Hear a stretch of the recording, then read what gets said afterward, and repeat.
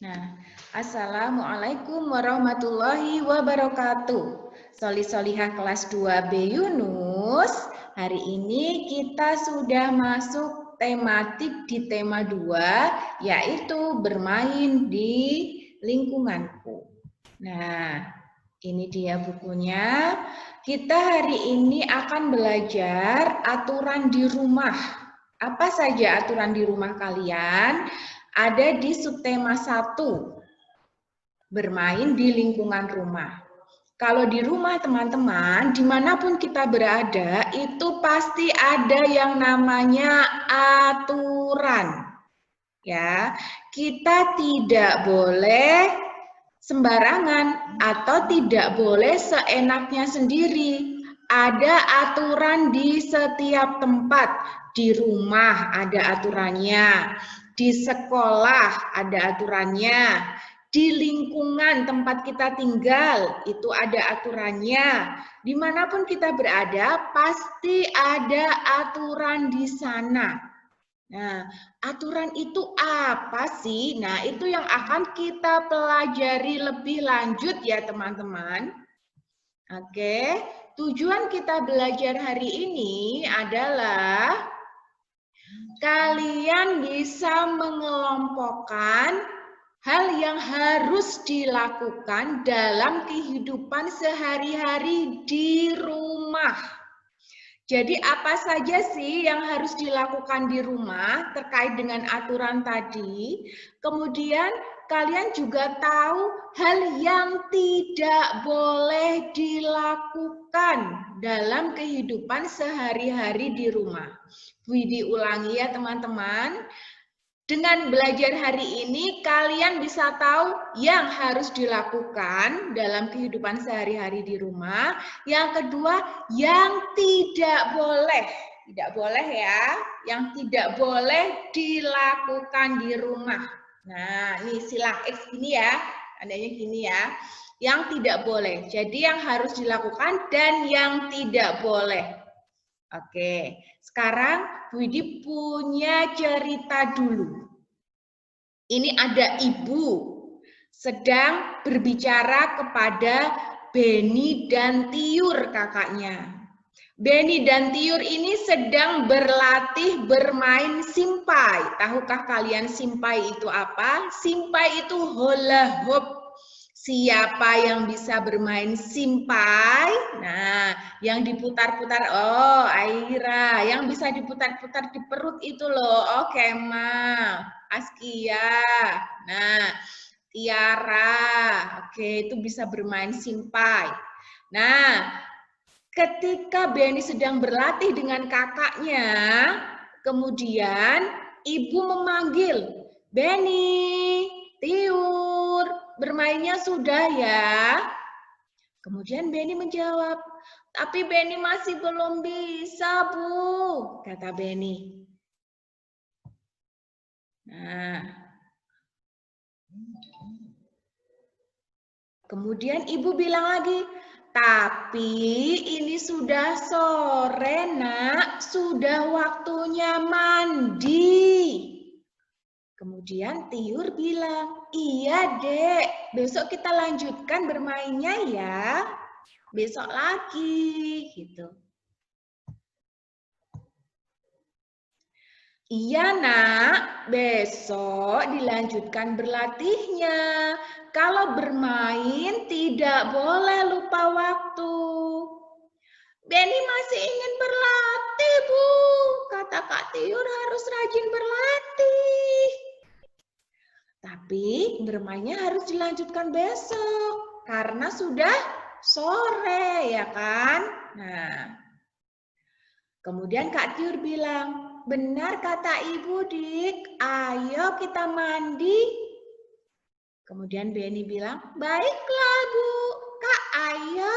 Nah, ketika kita diperintahkan oleh orang tua, oleh ayah, oleh ibu, yang harus kita lakukan adalah mendengar dan langsung dilaksanakan. Kenapa? Karena Allah perintahkan demikian, teman-teman.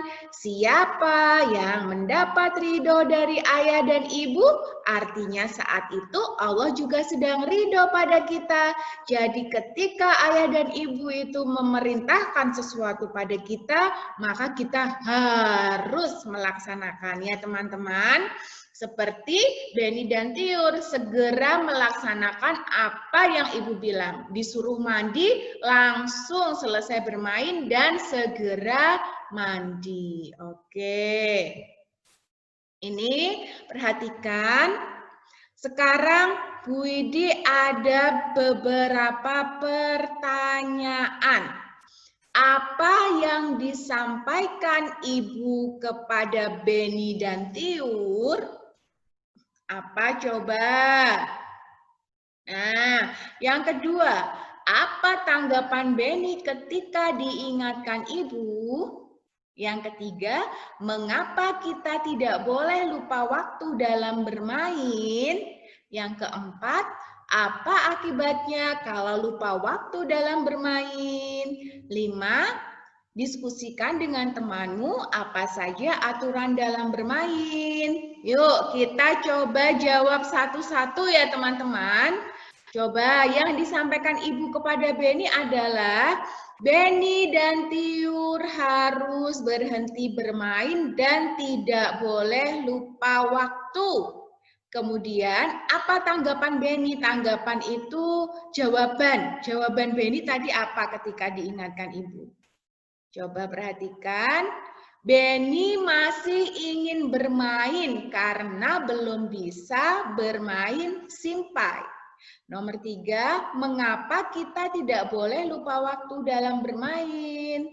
Karena bisa menyebabkan kita tidak melakukan pekerjaan hal lain. Coba tadi ketika Beni tidak mendengar ibunya, masih main terus, nanti mandinya jadi kemalaman. Kemudian sholatnya mungkin juga jadi kesorean. Yang harusnya sholat asar itu jam 3, ternyata sudah mau maghrib baru sholat asar. Itu apabila kita lupa waktu dalam bermain. Nah, jadi kita tidak boleh lupa waktu, sayang, supaya pekerjaan yang lain atau kegiatan yang lain itu tidak terlupakan atau tidak terbengkalai.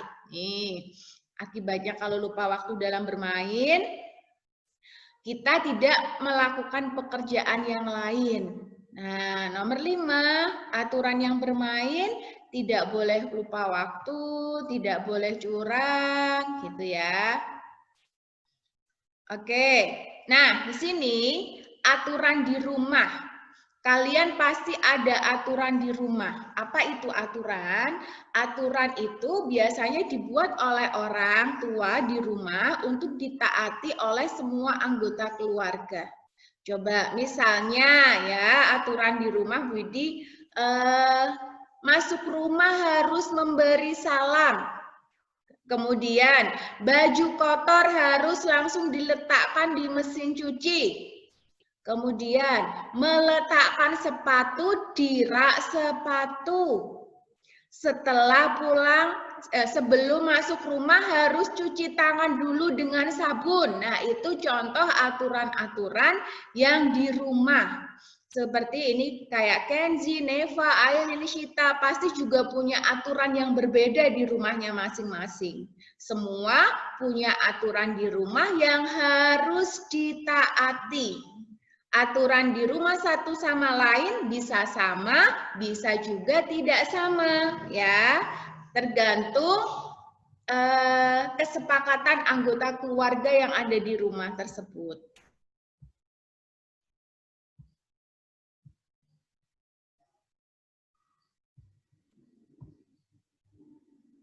Nah, ini contoh ya aturan di rumah, memberi salam ketika masuk dan keluar rumah, menyimpan sepatu atau sandal di tempatnya, merapikan mainan. Nah, setelah bermain, siapa yang merapikan mainan setelah bermain?